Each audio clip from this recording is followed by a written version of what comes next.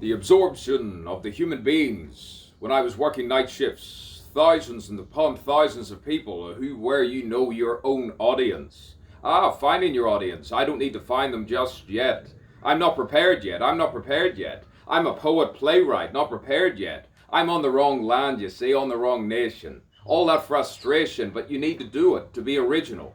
See, to be original, you need to be around conflicting air, you could say, where the graceful way I speak and articulate and gesticulate is just not accepted as saying.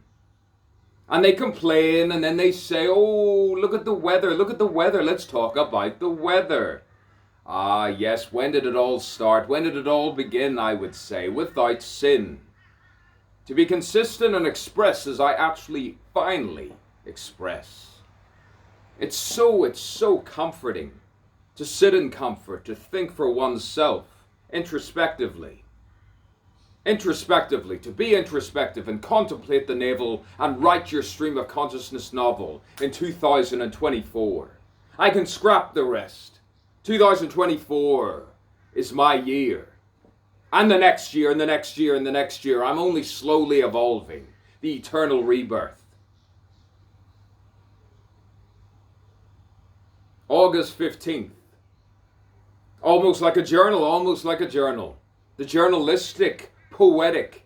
It isn't poetic. Prosaic. Pulsating.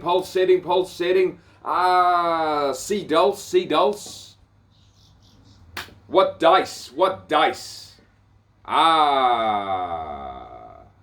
Sinking, wreck of Titan. The reputation, how Cassio said Diago. What book was that? That was a play, cinematically speaking.